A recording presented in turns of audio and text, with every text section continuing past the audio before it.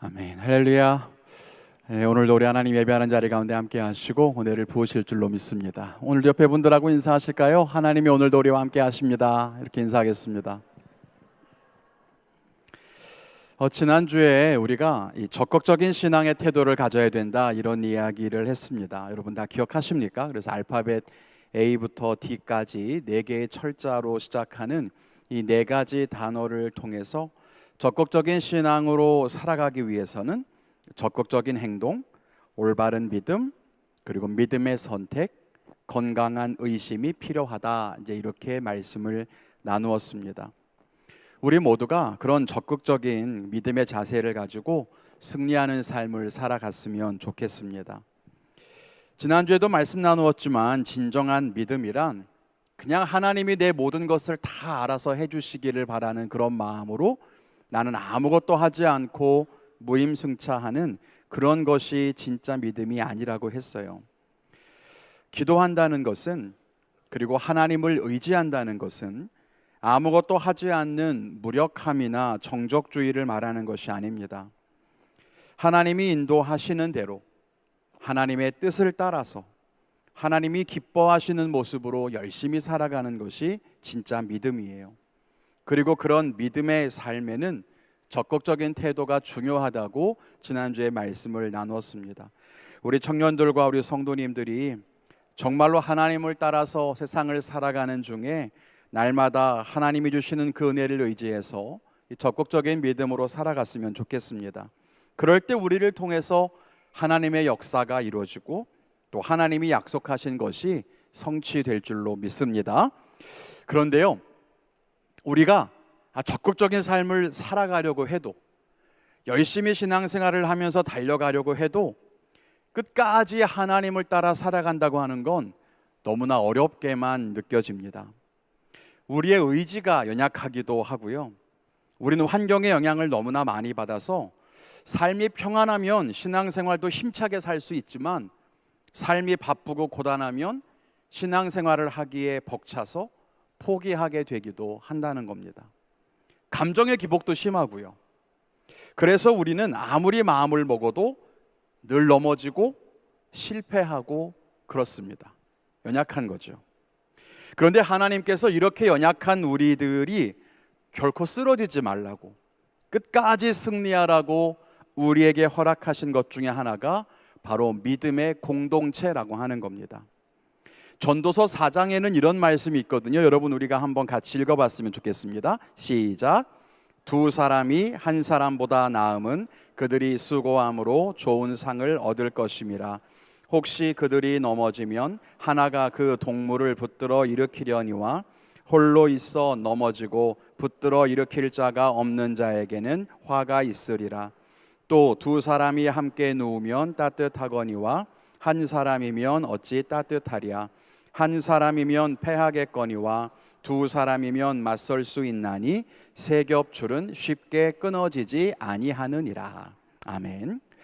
하나님은요, 우리 한 사람은 넘어질 수도 있고 또 패할 수도 있지만 우리가 함께 있으면 넘어질 때 붙들어 줄 수도 있고 또 함께 있으면 쉽게 끊어지지 않을 것이라고 그렇게 말씀을 하는 겁니다. 우리가 승리할 수 있을 거라고 말씀을 하시는 거예요. 우리 공동체라고 하는 게 그래서 그렇게 귀한 겁니다. 우리 일상광림교회가, 그리고 우리 유비크 청년부가 그만큼 우리에게 중요한 곳이다라고 하는 것을 꼭 기억했으면 좋겠어요. 우리 청년부가 작고 연약해 보일지는 몰라도 그게 대단한 건가? 내 인생에 그렇게 꼭 중요한 건가? 이렇게 생각되지 않을 수 있지만 그래도 나 한 사람으로서는 할 수 없는 일을 해낼 수 있도록 하나님이 내게 허락하신 곳이라는 것, 그게 바로 이 공동체고 우리 교회라고 하는 사실을 우리는 결코 잊어서는 안 될 겁니다. 그렇다면 이 믿음의 공동체에는 어떤 특징이 있을까요? 우리가 정말로 하나님이 원하시는 그런 공동체라고 한다면 어떤 모습을 가져야 될까요? 우리 지난주에 이어서 오늘도 알파벳으로 연결해서 생각해 보기를 원합니다. 믿음의 공동체의 첫 번째 특징은요, 공감하는 공동체라고 하는 겁니다. 믿음의 공동체를 가리키는 영어 알파벳 E는 empathy입니다. 공감과 소통이라고 하는 것은요, 어느 시대, 어느 곳에서나 중요하게 생각하는 덕목일 겁니다. 특별히 이 철저한 계급 사회, 또 상하 위계 질서가 강했던 때에는 그냥 위로부터 아래로 이렇게 내려오는 전달이 중요했었지만, 이제는 자유와 평등의 시대를 살고 있기 때문에 이 상호 간의 공감과 소통이 훨씬 더 강조되고 있습니다. 믿음의 공동체인 교회, 그리스도인의 모임에서도 이것은 마찬가지일 거예요. 사람들이 모여 있는 곳이니까 교회에서도 공감과 소통은 중요하다, 동의할 수 있습니다. 그런데 공감과 소통이 왜 믿음의 공동체의 특징이라고 말하는 것일까? 이렇게 생각할 수도 있겠죠. 대체 믿음이랑 공감, 소통은 무슨 관계일까? 이렇게 생각할 수도 있을 겁니다.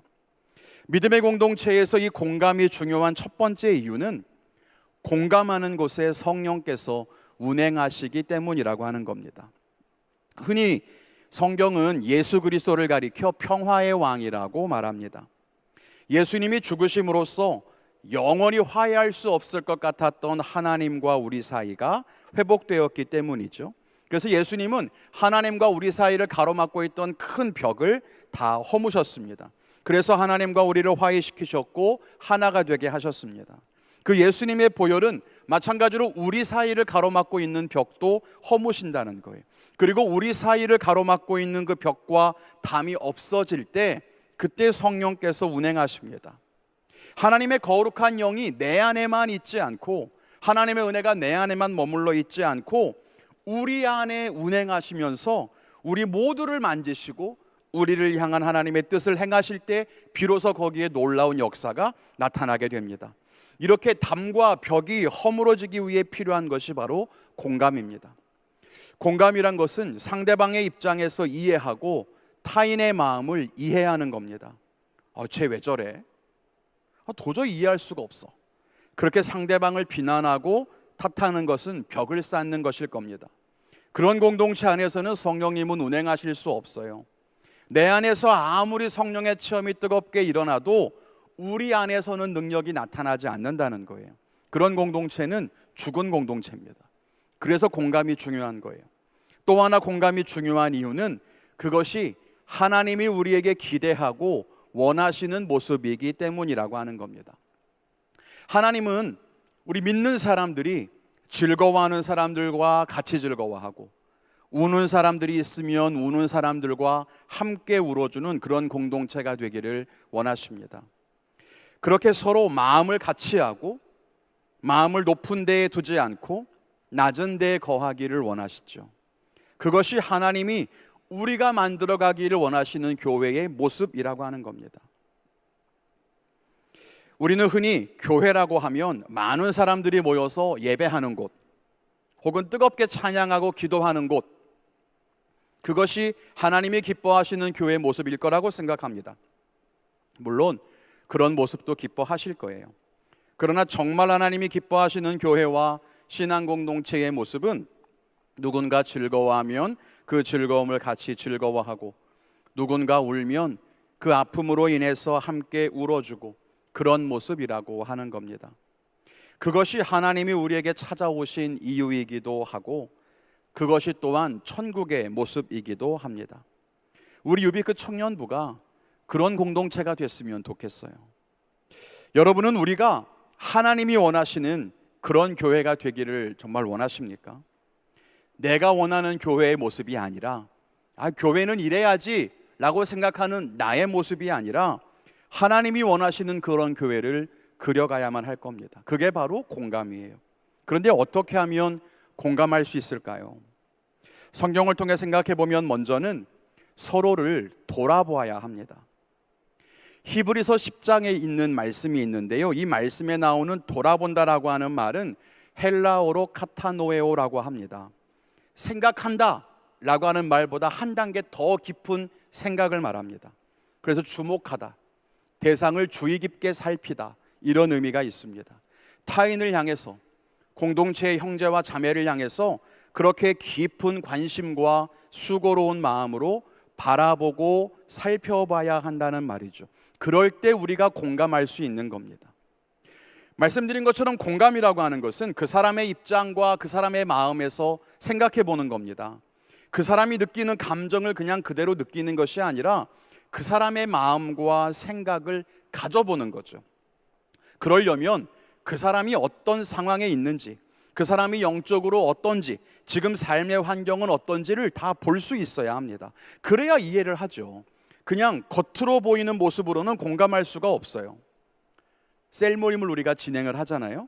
그럼 리더가 이렇게 질문을 던지는데 무관심하게 잘 모르겠는데요, 이렇게 말하는 셀원이 있을 때 그냥 그 겉모습만 보면 뭐야, 리더가 말하는데 이렇게 예의 없이 말을 해, 이렇게 생각할 수도 있겠죠.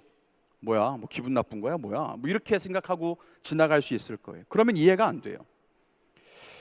그러나 그의 삶을 자세히 들여다보면 마음이 힘든 이유가 있을 것이고 타인의 질문에 대해 부담을 느끼는 상황도 있을 수 있겠죠. 그러면 이해가 된다는 거예요.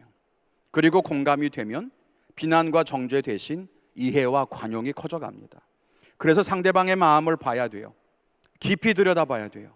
타인이 하는 말과 행동, 그 겉모습만 보려고 하지 말고 그 안을 볼 수 있어야 돼요. 그 정도의 수고로움이 있어야만 공감할 수 있다는 거예요. 두 번째로는 우리가 공감하는 공동체가 되기 위해서 겸손한 마음으로 다른 사람을 나보다 낮게 여겨야 된다는 겁니다. 내가 너보다는 좀 낫지. 여러분, 이런 마음 가지면 우리가 상대방의 마음을 어떻게 이해할 수 있겠어요? 다 마음에 들지 않고 그 사람을 이해는커녕 도무지 용납하기가 어려워요. 그래서 우리가 공감할 때에는요, 그 사람의 눈높이만큼, 어쩌면 그 사람보다 훨씬 낮은 곳으로 내려가야만 그 사람의 마음을 이해할 수 있습니다. 물이 낮은 곳으로 흘러가는 것처럼 우리의 마음은 상대방보다 높은 곳에 있으면 상대방의 마음이 내게로 들어오지 않아요. 우리가 그 사람보다 낮은 곳에 있을 때에 그 사람의 마음이 내게로 들어오게 되는 겁니다. 여러분 어때요? 여러분 앞에서 잘난 척하고 가르치려고 하고 답을 주려는 사람에게 마음을 잘 털어놓을 수 있습니까? 그렇지 않아요.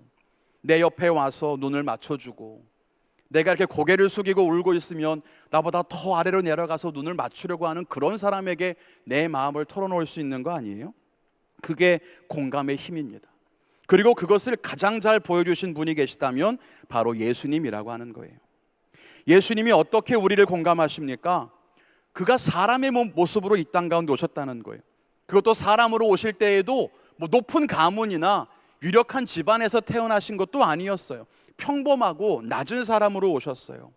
그렇게 사시다가 가장 낮은 십자가의 자리에서 죽으셨어요. 그래서 모든 사람을 다 품어 안을 수 있는 거예요. 가장 낮은 곳에 계셨기 때문이죠. 그래서 예수님이 품지 못하는 사람은 아무도 없었다는 겁니다. 예수님이 공감하지 못할 사람이 없었다는 거죠. 그걸 믿고 우리가 예수님께 기도하는 거예요. 그분이 나를 공감하실 수 있다고 믿으니까. 만약에 예수님이 높은 왕좌에 계셔서 어험하고 계신 분이라면 여러분, 우린 그분께 기도 못해요. 그분이 어떻게 우리를 이해할 수 있겠어요? 마찬가지로 우리도 그래야 됩니다. 늘 겸손한 마음으로 다른 사람을 나보다 낮게 여기는 거, 그런 마음이 있을 때 비로소 공감이 시작되는 거예요. 세 번째로는요, 우리가 하나님의 마음을 품어야 돼요. 하나님의 마음을 가져야 한다라고 말하면 흔히 그냥 이렇게 이해할 수 있어요. 그래, 하나님의 넉넉한 마음과 뭐 넘치는 사랑이 있어야 공감할 수 있겠지. 근데 여러분, 그런데 제가 지금 하나님의 마음을 품어야 한다고 말하는 것은 그런 말이 아니라 우리 모두가 하나님의 마음이라고 하는 같은 마음을 가져야 된다는 거예요. 나도 하나님의 마음을 갖고 당신도 하나님의 마음을 갖고, 이렇게. 여러분, 아무래도 사람은 모두 다양해요. 아무리 노력해도, 아무리 오랜 시간을 같이 지내도 다른 건 다른 겁니다. 그냥 그 사람과 똑같아질 수는 없어요. 이해가 안 되는 부분도 분명히 있을 겁니다. 그런 우리가 공감하기 위해서 우리에게는 같은 코드가 필요하거든요. 서로의 다름을 연결해주는 커넥터가 있어야 돼요. 그게 바로 하나님의 마음과 뜻이라고 하는 겁니다. 너의 다름과 나의 다름이 만날 수 있는 공통지점, 하나님의 마음, 바로 거기. 성경에도요, 마음을 같이하여 같은 사랑을 가지고 뜻을 합하여 한 마음을 품으라, 이렇게 말씀합니다. 한 마음과 한 뜻을 품어야 된다는 거예요. 그리고 우리가 함께 품어야 하는 그 마음과 뜻은 다른 것이 아니라 하나님의 마음, 하나님의 뜻이라고 하는 거죠. 우리가 다르지만 이렇게 유비크 청년부로 함께 모여서, 혹은 일상광림교회 성도로 함께 모여서, 혹은 그리스도인으로 함께 모여서 예배할 수 있는 이유, 사랑할 수 있는 이유, 이 사람이 나랑 똑같으니까? 아니요. 이 사람이 내게 잘해주니까? 아니요. 우리를 연결하는 하나님의 마음 때문이라는 거죠. 같은 하나님을 예배하고 그 하나님을 사랑하고 그 하나님에 대해서 서로 이야기를 나눌 때 대화가 통하고 공감하는 힘이 생기기 시작하는 겁니다. 오늘 설교 어땠어? 난 이런 은혜가 있었어. 정말? 나는 이랬는데. 지난주에 기도할 때 나는 이런 마음을 가졌어. 좋겠다. 왜 나한테 말씀 안 하시지? 너의 기도 제목은 뭐야? 난 이게 힘들어. 여러분, 이런 이야기를 나눌 때 우리의 대화와 삶의 목표와 교제의 한가운데 그 하나님의 마음이 있을 때 우리가 공감할 수 있게 된다는 거예요. 우리 유비크 청년부가 정말 공감하는 공동체가 되기를 주님의 이름으로 축원합니다.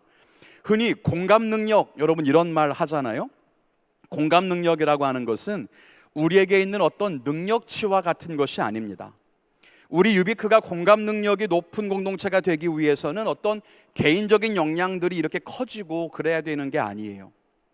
서로를 돌아보려고 하는 수고와 섬김이 있느냐, 그런 관심이 있느냐, 상대방이 나보다 낫다고 여기는 겸손한 마음이 있느냐, 하나님의 마음과 생각으로 바라보려고 하는 그런 마음이 있느냐, 그것이 우리의 공감 능력이라고 하는 겁니다. 그럴 때 우리 안에 소외되는 사람이 없을 겁니다. 여러분 지금 주위를 한번 좀 보실래요? 보통 주위를 보라 그러면 옆 사람만 보죠. 좀 멀리 좀 보세요. 멀리 4층도 보시고 멀리. 거기에 혼자 앉아 있는 사람들도 있고 오랜만에 만난 사람들도 있고 그럴 거 아니겠어요? 여러분이 돌아봐야 할 사람들이 있지 않습니까? 내 주변만이 아니라 정말 멀리까지 바라보며 함께 신앙생활할 수 있는, 그리고 서로 공감함으로써 믿음의 공동체로 세워질 수 있는 우리 유비크 청년부가 되기를 주님의 이름으로 간절히 축원을 드립니다. 두 번째, 믿음의 공동체의 두 번째 특징은 교제하는 공동체라고 하는 거예요. 알파벳 F는 펠로우십입니다. 흔히 코이노니아라고도 하는데 친교라고도 하죠. 신앙 공동체를 구별하는 대표적인 특징 가운데 하나입니다. 바로 교제성이라고 하는 겁니다.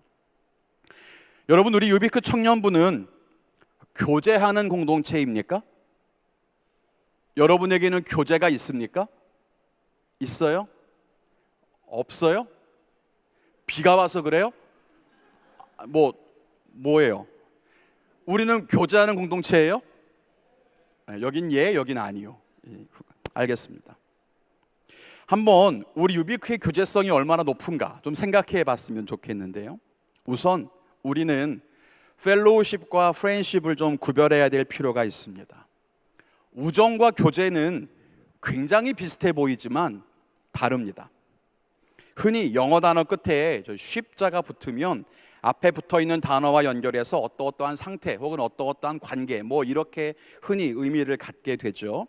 그러니까 프렌십은 친구라고 하는 관계를 설명하는 것이고 펠로우십은 펠로우의 관계, 어떤 펠로우가 되는 상태, 이걸 말하는 걸 겁니다. 그렇다면 펠로우가 뭘까? 영어 사전을 찾아보니까 당신과 같은 직업이나 같은 관심사를 가지고 있거나 당신과 같은 상황에 처해 있는 사람, 그게 펠로우래요. 영어 사전에 의하면. 그런데 여러분의 친구들을 한번 봅시다. 프렌드를 보자고요. 여러분의 친구들 가운데 교회를 안 다니는 친구들도 있죠. 그렇지만 우정에 전혀 지장 없죠. 같이 식사할 수도 있고 대화를 나눌 수도 있을 겁니다. 여행을 같이 갈 수도 있을 거예요. 거기엔 전혀 불편함이 없어요. 친구들은 서로 같아서 모인 것이 아닙니다. 종교도 다르고 취미도 다르고 학력도 다르고 다 다른데 그냥 가까이 지내는 사람, 이게 친구예요. 그런데 교제는 달라요. 아까 뭐라 그랬어요? 교제는 뭔가 같은 점이 있어야 된다고요. 친구들과의 우정은 친밀함으로 표현할 수가 있지만 그리스도인의 교제는 친밀함을 말하는 것이 아니에요. 어떤 같은 것, 그것으로 연결되어 있는 것이 바로 교제라고 하는 말입니다. 그렇다면 우리 그리스도인의 교제는, 우리 유비크 청년부의 교제에는 무엇이, 어떤 같은 것이 있어야 될까? 먼저는 같은 정체성과 신앙 고백이 있어야 합니다. 우리가 누구인가에 대한, 내가 누구인가에 대한 신앙 고백이, 같은 신앙 고백이 있어야만 우리가 공동체로서 교제가 가능해지는 거예요. 교회에 오래 다녀도 구원의 확신이 없거나 은혜의 체험이 없잖아요.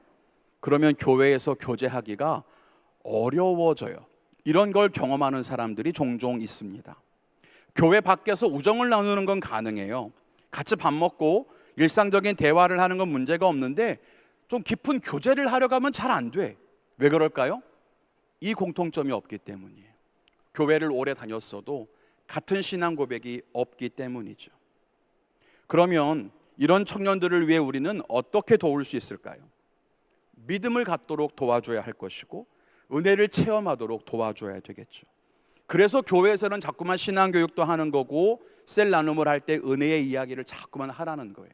그 같은 신앙 고백을 가질 수 있도록. 둘째로 우리에겐 어떤 같은 것이 있느냐? 우리에겐 같은 목표가 있어야 한다는 겁니다. 흔히 교제, 펠로우십은 파트너십이라고 혼용되기도 합니다. 이 말은 교회 안에서의 교제는 친교를 나누는 것에서 그치는 것이 아니라 무언가 함께 이루어가야 하는 목표와 책임을 가지고 있다는 말입니다. 우리가 해야 할 일, 우리가 함께 이루어가야 할 일, 그것을 가지고 있을 때 교제가 가능해집니다. 신앙생활을 할 때 여러분, 왜 사역을 하거나 봉사를 하면 믿음도 커지고 교제권이 점점 넓어지는 것을 경험하게 될 때가 종종 있잖아요. 그건 단순히 그냥 봉사를 하면서 많은 사람을 만났기 때문에 교제권이 넓어지는 게 아니에요.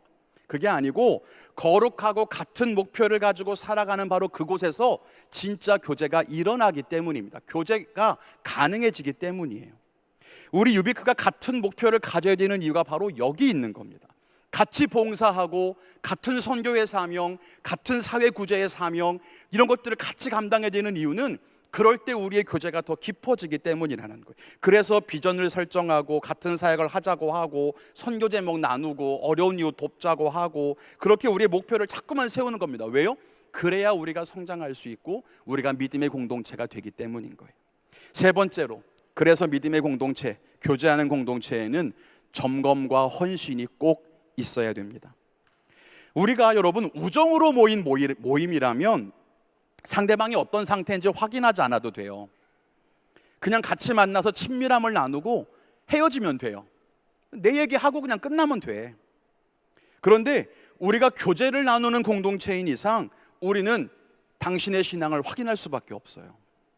왜냐하면 당신이 같은 고백을 가지고 있는지, 같은 사명을 꿈꾸고 있는지가 교제에서는 굉장히 중요한 부분이기 때문입니다. 그래서 자꾸만 여러분들을 피곤하게 하는 거예요. 교육받으라고 하죠.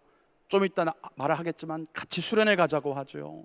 성경 읽자고 하죠. 오늘 은혜 받았니? 라고 자꾸 물어보죠. 그런 귀찮은 일을 왜 하겠습니까?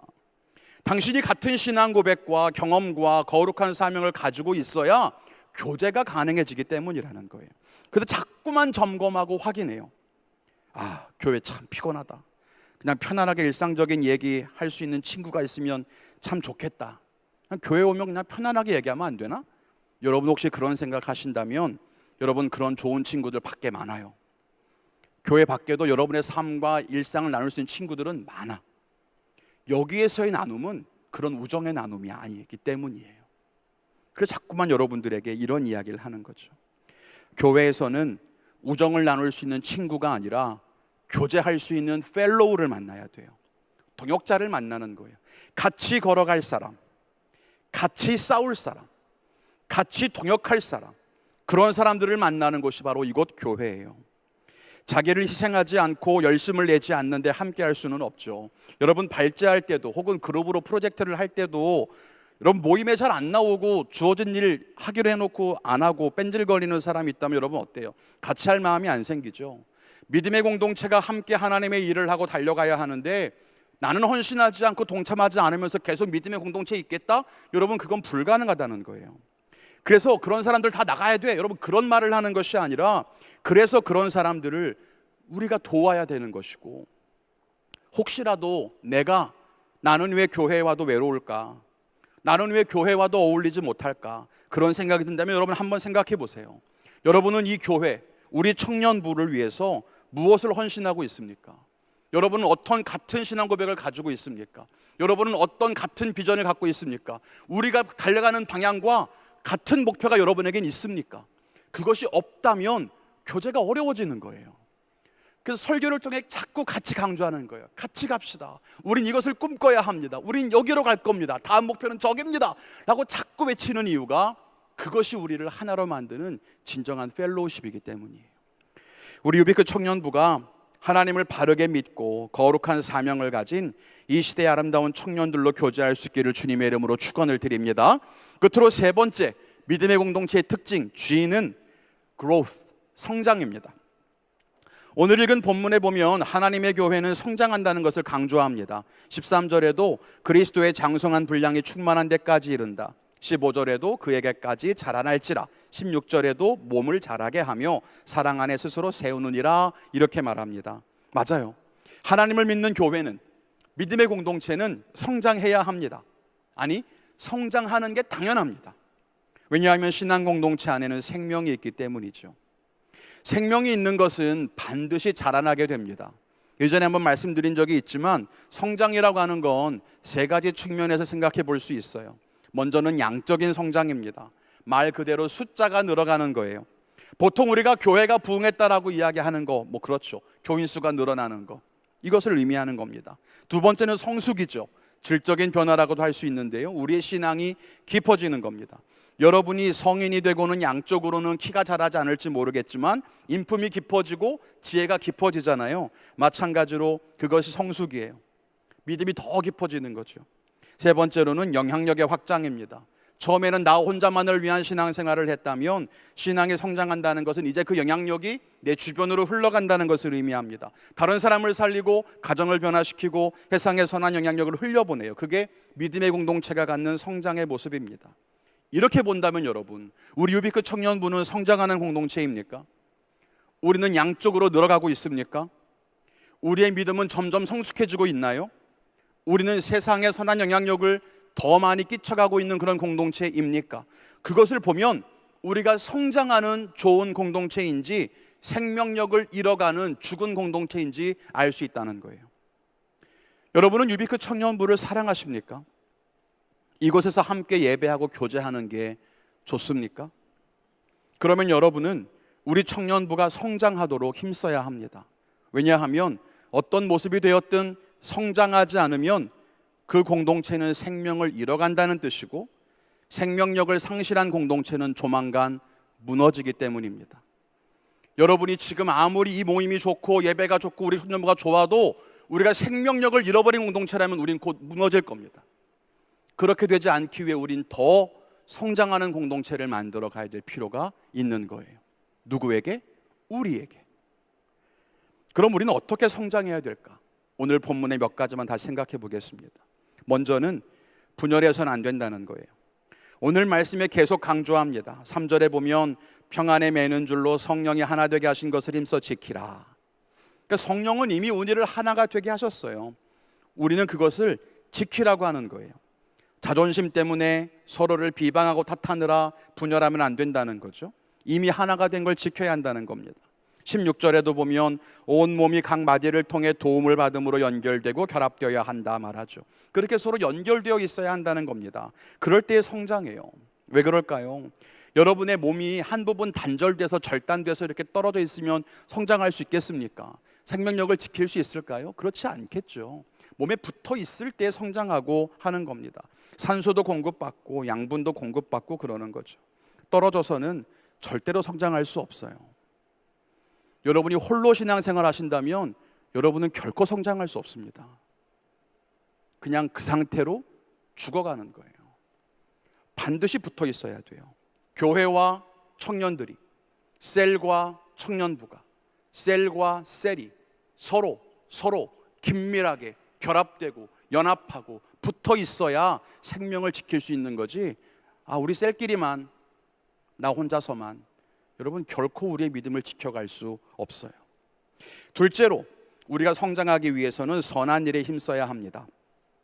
이 근육이란 게 신기해서요, 사용하면 할수록 근육이 커진대요.